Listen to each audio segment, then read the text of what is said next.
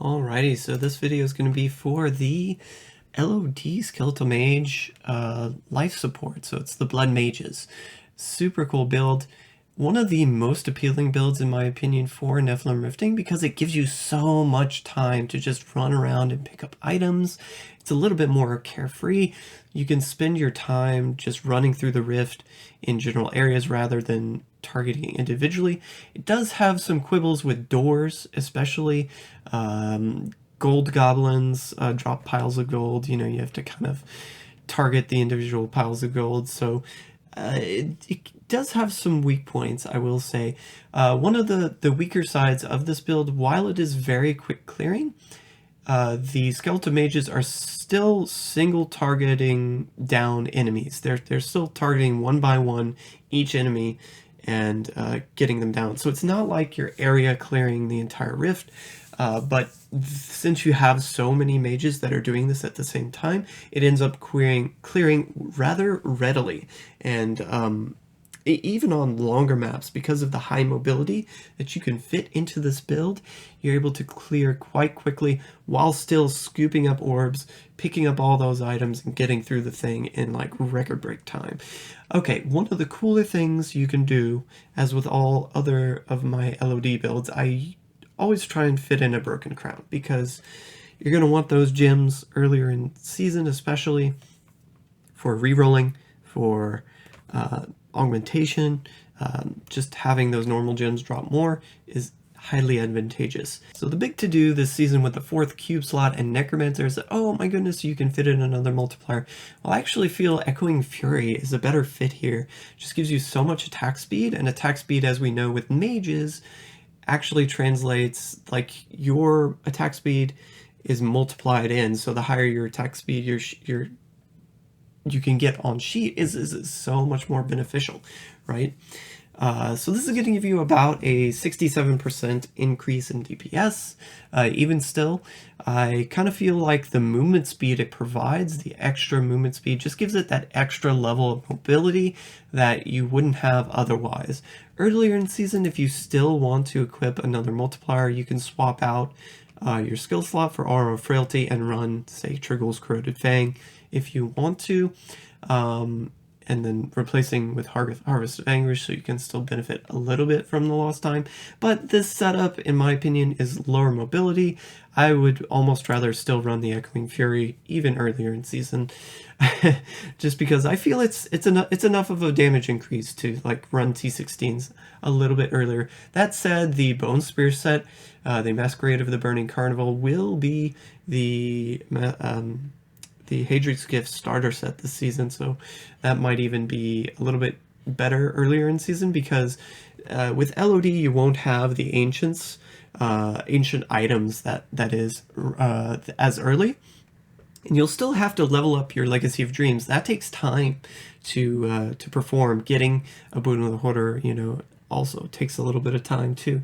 So a little bit later in season perhaps, but this is a very quick clearing build indeed. We're running Stewart's Greaves for the mobility, lost time procced from your Freezing Grass skeletons. You don't even need to cast these often. Sometimes they'll just automatically attack and proc the movement speed for your lost time. We're not really using the slow effect here, but the movement speed is very useful in combination with the movement speed from Echoing Fury, Fueled by Death, and of course the Boon of the Hoarder. This is you're just flying. You're flying through the rift.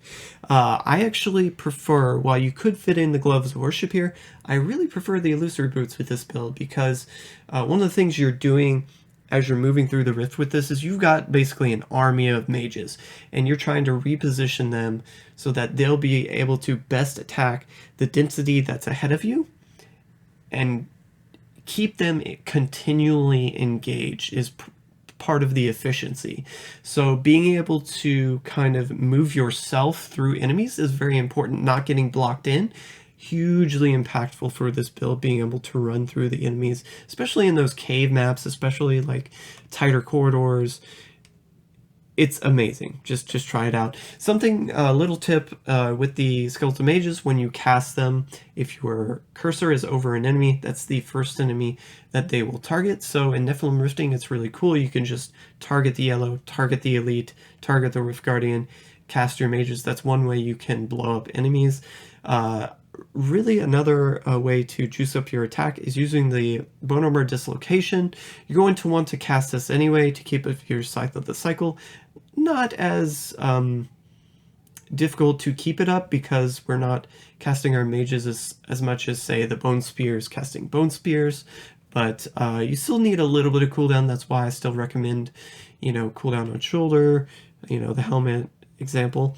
Otherwise, though, this build is not running Land of the Dead, so we can put attack speed everywhere else, just increase that damage as much as possible. We're running the Tasker and Theo here to increase the casting rate of our mages. This is the only item that will actually let the mages attack faster. Anyway, just getting a higher legendary affix here would be nice, even if you have to run a non-HM1 Warren, that's perfectly fine. Yeah, it's just a very well-rounded build. Essence returns from Requiem Serraplate, going to be huge here, combined with Dark Reaping, just continually filling your essence pool. Molting, we're running Molting here just to ensure that if you get into a situation where there aren't any corpses, you can still get essence returns and that sort of thing. I was mentioning earlier problems with doors.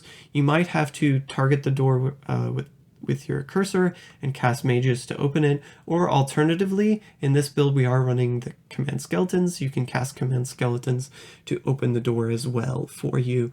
A reservoir here, synergy with the Raylina's Shadow Hook, getting you extra mages when you cast as well. Running Cannibalize as well, synergy here also with the Requiem Serraplate to restore your health. That's where most of your recovery is going to be coming from, just collecting corpses basically. We are running the Gold Wrap for toughness though, so as you pick up gold you'll become basically invulnerable throughout the Rift. We still run Final Service though, because the beginning of the Rift can suck at times. And yeah, extra duration on your mages from the life support rune, extended servitude, very, very nice indeed. I will say sometimes it can be difficult to get a Circle of Nailush, so if you have to cube that and wear the Chrisbans instead, don't be afraid to do that. Yeah. Just a very efficient build, and I'm very happy to present it. Hope you enjoy.